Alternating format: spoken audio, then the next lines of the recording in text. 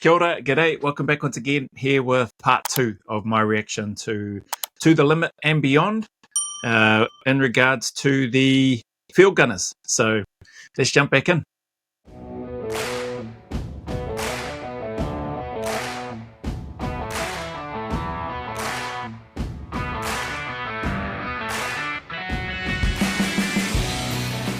There.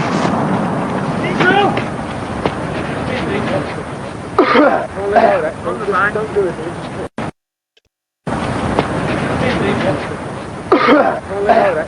Don't do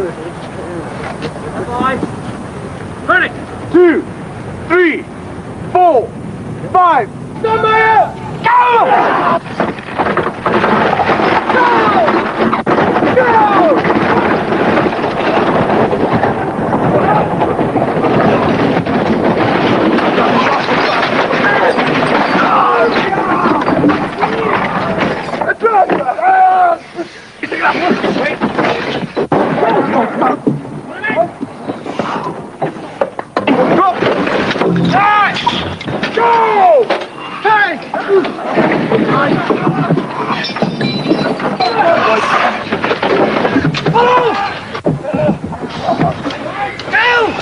The lot of a suicide trail is not an easy one.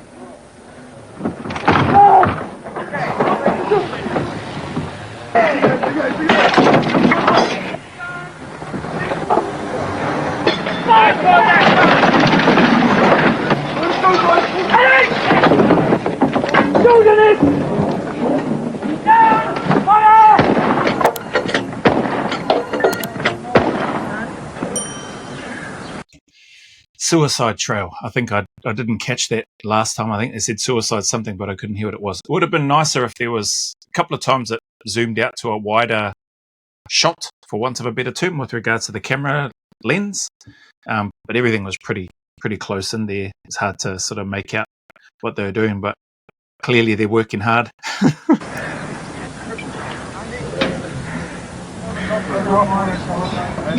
After every run, the sublime madness of it all leaves the tin shed at the end of the track looking like the Crimea.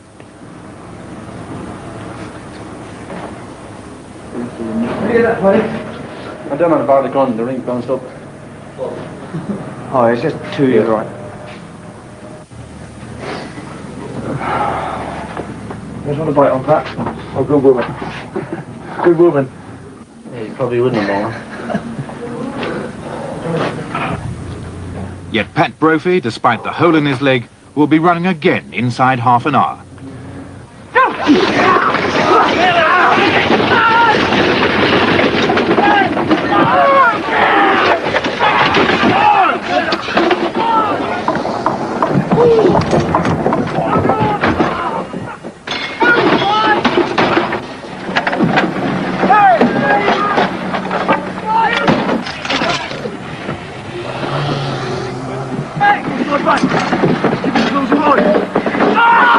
Wow, that was smooth.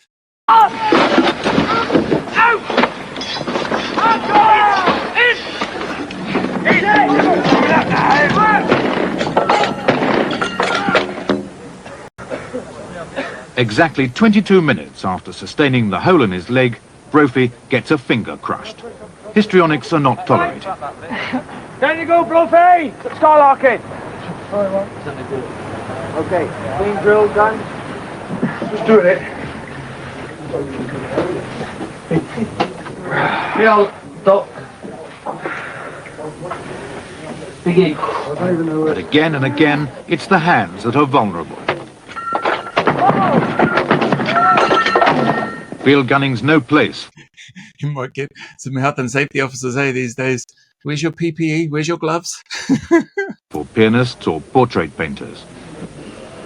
A lot of guys lose fingers on the track, and we had one fella, JJ Evans, in '74. We did a rig, practice putting a rig up, and it was messed up. So first trainer said, right, lay the rig back down, lads. So we all got underneath the rig and laid it down, and we were moving the rig down, and as we lowered it, he trapped his finger between the shear leg and the top of his boot, like that. Because as it squashed it, he pulled it out. And as he pulled it out, he ripped his finger off. He didn't realise what he'd done at first. And he looked at it and then he realised, and he started jumping about and shaking. And the doc took him away, and I was stood right next to him, and I picked his finger up out of the dirt, and looked at him, got my handkerchief out of my pocket and wrapped it up, and stuffed it in my pocket to take it home to show the wife, you know, in the evening. Because the doc came out onto the track and shouting about where's his finger, because we want to stitch it back on. You see, so I wandered off somewhere, you know, out of the way, tried, and no one had seen me pick this finger up except the second trainer from the opposite track. And he let it go so far, and then he came over to me and said, "Look, give him his finger back."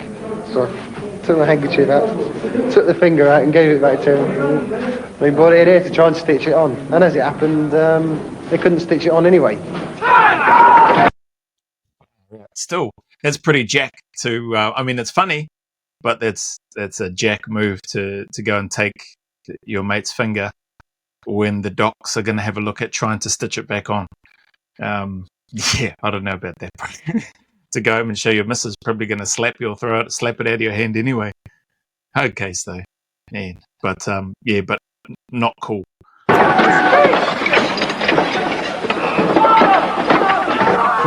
Whose old mate there standing? Must be an officer, surely.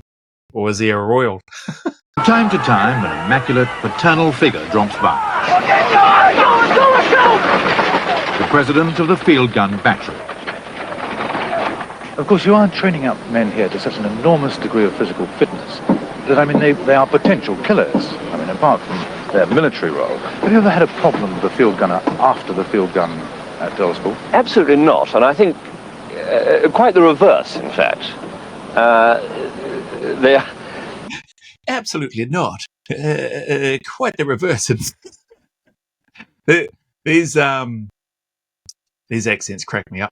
The Ruperts, the officers of that time. I wonder if they surely they still talk like that. I guess depending on where they're from, I suppose. It is, I suppose, sentimental of me to say that they are extremely kind men, but it is. I remember when I was field gun officer. Goodness knows, I mustn't tell too many stories, but we were in a public house just ashore here, celebrating some particular bit of run. And I popped out for a moment. When I came back into the bar, I looked at these men, and as you said, they looked great big killers. And I thought, if I hadn't known them, I wouldn't go in there and have a quiet drink by myself. But of course, I knew them, that in fact they were the kindest and most helpful and most disciplined men that you could possibly hope for.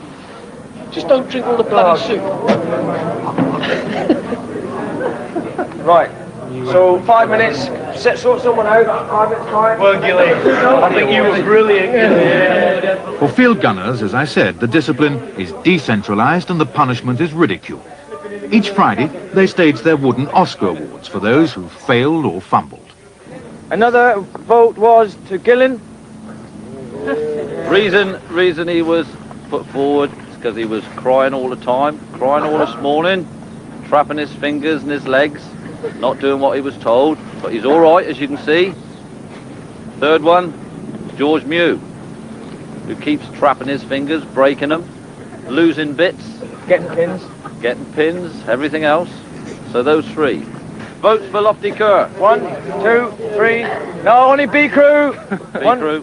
1, 2, 3, 4, 5, 6. Gillen. Oh.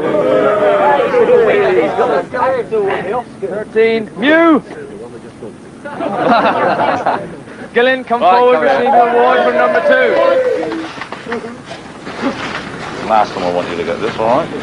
All right. Okay. Don't take it off when you're at the social Saturday night. Who put the name forward? I'll tell you later. Go! That's a crack of it. Reminds me of I don't remember it being quite as grand as that, let's say, but I remember Harry Moffat. He implemented when he joined us for part of my cycle in Australia, or our cycle in Australia. He implemented I think he called it a kangaroo court, where you'd get, people that stuffed up during the course and things like that, or on a particular course would get votes, and then they'd basically have to shout and buy the drinks. So that was a hard case. I don't know if I ever got the majority of votes because I didn't go to hang out to have a drink. Not often anyway. Oh, move it hard! Lift! Out! Lift!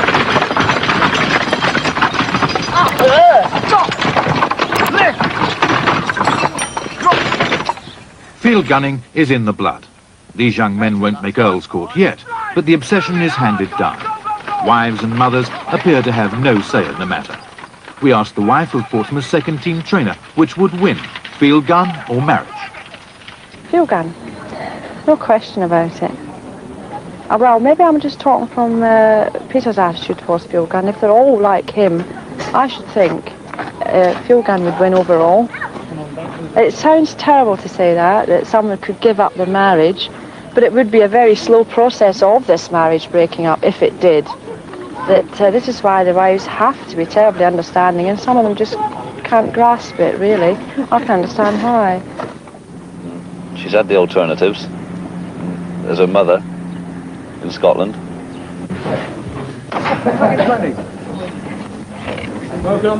George, look up.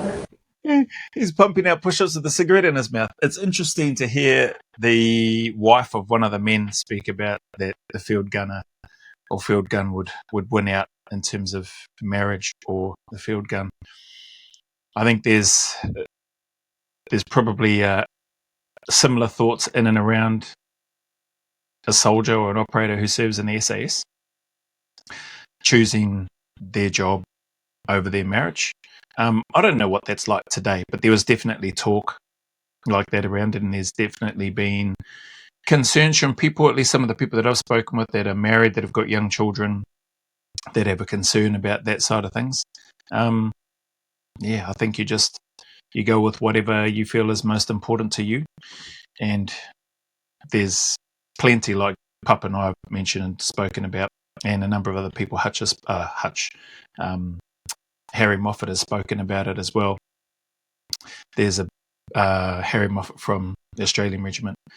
There's plenty of marriages that endure, that go through those, that have plenty of ups and downs, no doubt, but you can have very strong and successful marriages. So I don't think people should worry about that. Marriages could break up over any number of things, not just because of the nature of somebody's job. But I also like what she spoke about in terms of the wife. The partners carry a lot of weight, a lot of the burden, the need to be understanding and that sort of stuff. Whereas the operators, we may be sometimes, I know for me anyway, oftentimes I didn't really think of the burden that it was putting on my wife, not until a long time later. Anyway. For smoking on the track, George Knox is sentenced to 20 press-outs. Before field gunning, he supplemented his Navy pay by moonlighting as a nightclub bouncer. But even nightclub bouncers don't get hit like this.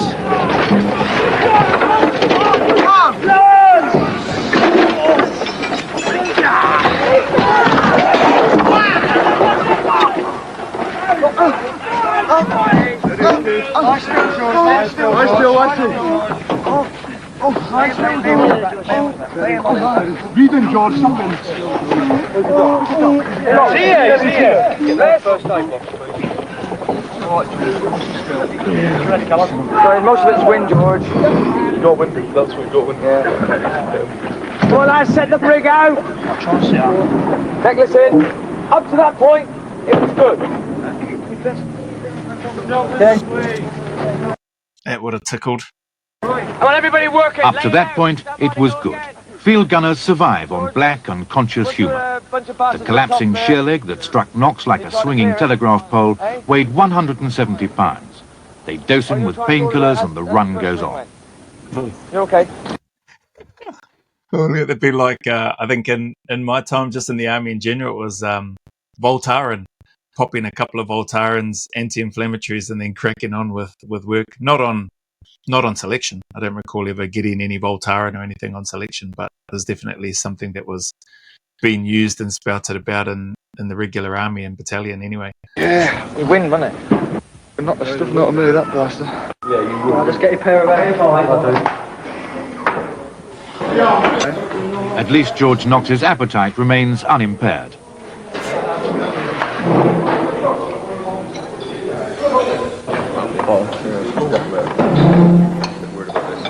Spotted Field gunners, particularly at feeding times, live segregated lives. For 40 men, there are 4 chefs and sufficient calories to have sunk the Bismarck.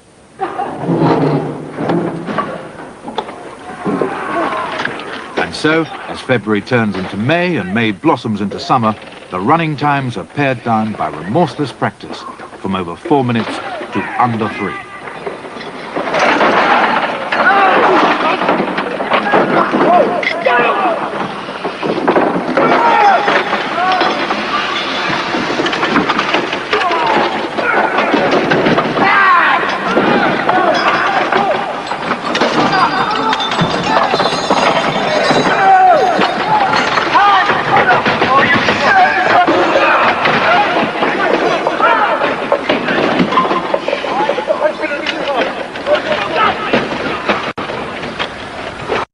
That's incredible, man. This is awesome to watch. Just not only the fitness, the discipline, the teamwork, but the hand-eye coordination, the strength to be able to lift and shift and move and pull and drag and carry all that kit and equipment that they've got, and to do it as precise as they can, to do it as quick as they can. It's super impressive. Thank you again to the person who sent me the request to do a reaction to these lads here. Portsmouth field gunners.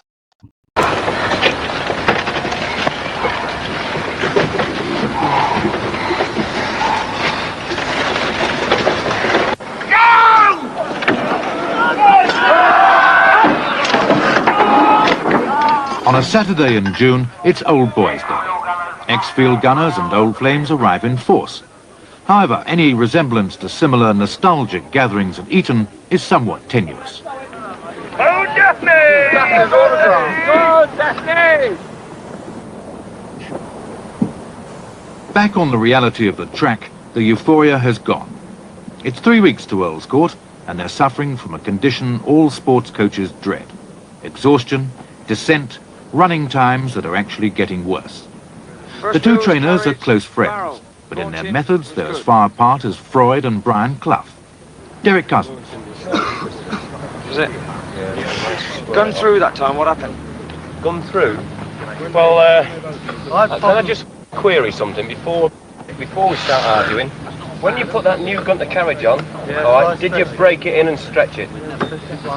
But it fitted all right. Well, I know it fits alright, but did you break it in?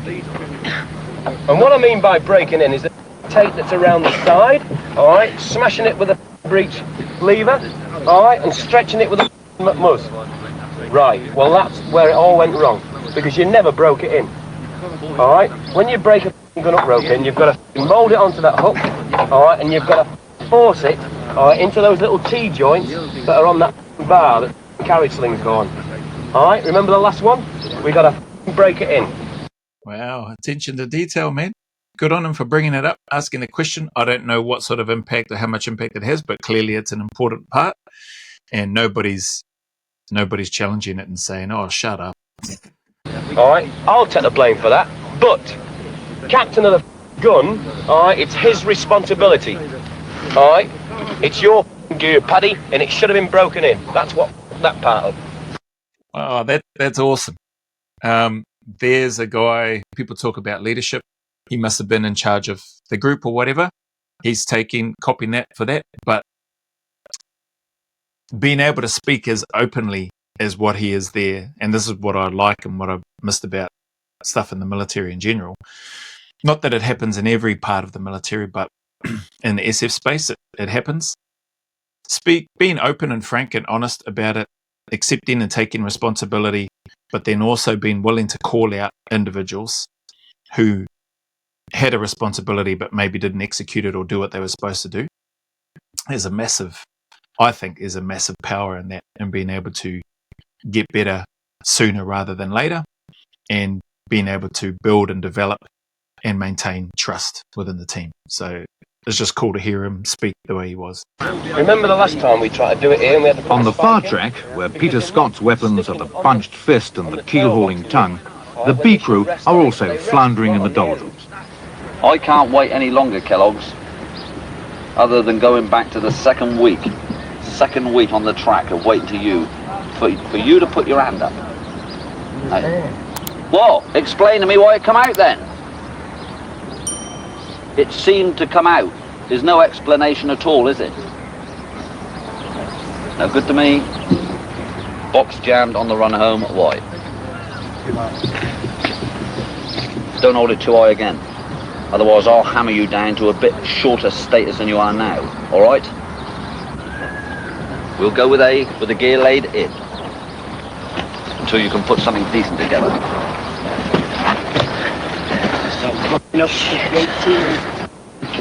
One person ruin it every time.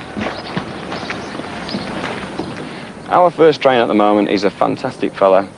He's all heart, but he hasn't got the sort of aggression that you would expect from a bloke who gets a right sad on, all right?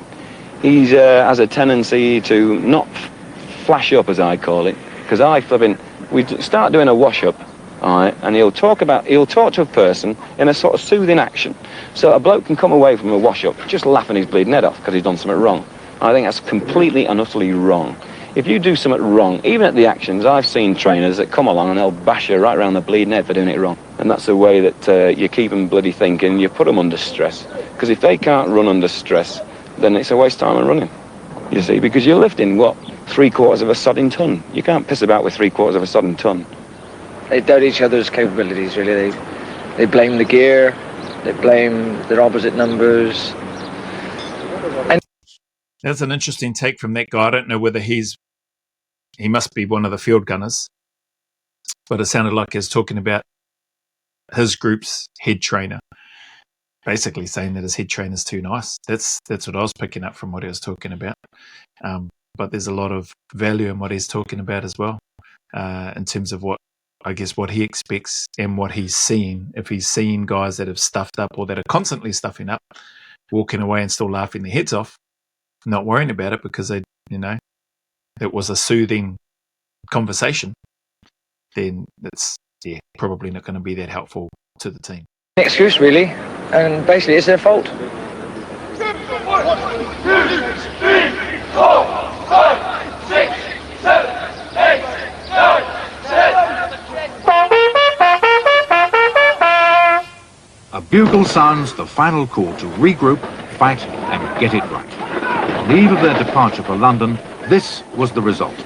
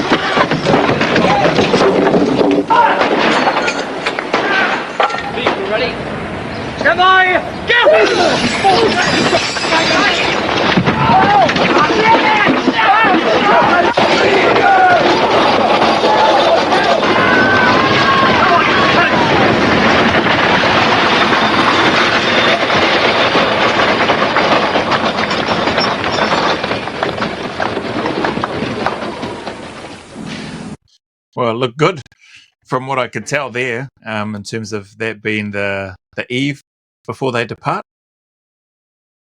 everything looked like it ran well. No injuries, nobody collapsing on the ground. Wow. That analysis of the near-perfect field gun run is what you can't hope to see in the blur of intense competition at Earl's Court. After their near despair of a fortnight earlier, it put Portsmouth in excellent spirits for their advance on the Royal Tournament. In fact, it left them with only one minor problem. A field gun officer whose immense skills as a sailor were not quite matched by his performance on a parade ground. Boss, we can't hear your orders. None of the boys can hear it, I can't hear it, and I'm just the other side of the crew. We're going to have to sort it out. I will pick it up after your Portsmouth. Okay, yeah. So you, after Portsmouth, are just talking to yourself. Okay. So you just carry on talking to yourself and do your saluting. Yeah. Don't forget to salute as well. Good thinking. On the eyes right. Yeah. I will take it up from there and tell the crew. So I'll just walk alongside you this time, and as you march, give the orders as you would. I will shout over the top of you as I will be off to your right. So I'll stay in behind you. John, the pace is behind me. Yeah. Okay? Okay. Right, we'll give that a try. Right. I'll slip off smartly. Right, stop there then. We'll just walk around there. Good lad, officer. Taking it all on board, and I don't know what rank the guy in the blue jacket is, but it's hard case. It's a good conversation. Okay. Right, I'll give quick march. Yeah. Quick. Out. Portsmouth. Field gun. Ice. Right.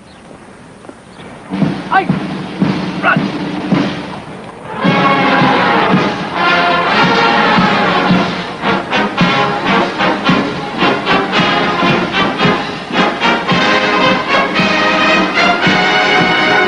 It was quite a soft voice from the officer, considering you're going to have all of this noise happening while you're giving instructions to your platoon. I don't know what term they use for theirs.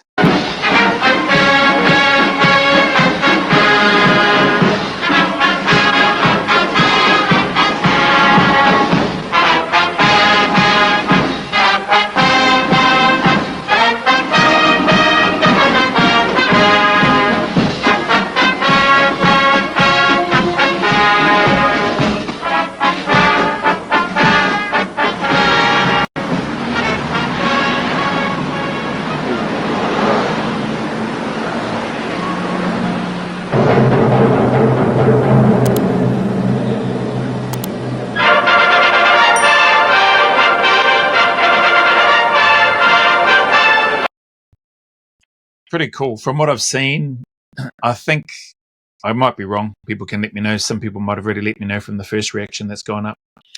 But I think this competition stopped happening in 1999. Feel free to let me know if I'm wrong. And I think every year up until then, from whenever it happened, there was always a member of or members of the royal family that would always attend. And from what I'd heard from one video, it mentioned that I think there was only 1 year where there wasn't a royal family member present for these games, for this competition. So that's pretty cool. Quite the event. I'm not sure why. I have no idea why they don't run this competition, this challenge anymore. Maybe there's too many injuries. Maybe there are. I don't know. But if anybody does know, feel free to whack it in the comments and let me know. But I'll wrap this one up here. And thank yous for your time and for your support and stopping by. Have definitely been enjoying this. And so getting to the pointy end of where the competition's going to happen by the looks of things. And looking forward to seeing how these teams go. So anyway, with that being said, the message is the same, eh? Anybody going through any dark times, challenges, difficulties, hardships, heartache, heartbreak, man, just stay in the fight. Keep tuning up. Take one day at a time. Just keep putting one foot in front of the other. And know and trust that better days are ahead. The sun will shine again. There is a light at the end of that tunnel. Things they do, and they will, at least in my experience, get better as long as you want them to. But you have to want it, and you have to be willing to sometimes go through that misery for a while and be patient and be disciplined. And yeah, I think just continue to have hope and continue to have the drive to get out of that dark place. seek help if you need to, whatever that looks like for you. Ask for help if you have to. And and just don't give up. Just stay in the fight. Anyway, as always, go always a little further. Remember, who dares wins and who cares wins. And until the next video, there's a big mana wave coming from me to you, filled with my aroha, respect, appreciation, and gratitude for you all.